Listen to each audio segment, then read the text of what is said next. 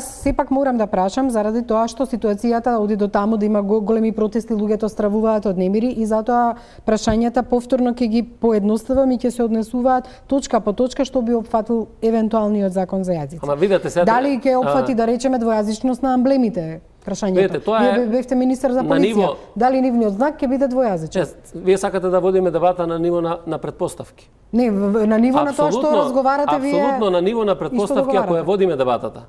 Ние нема да допринесеме граѓаните да бидат спокојни и граѓаните да оваа тензија која што им се наметнува преку пропагандата на ВМРО-ДПМН биде намалена.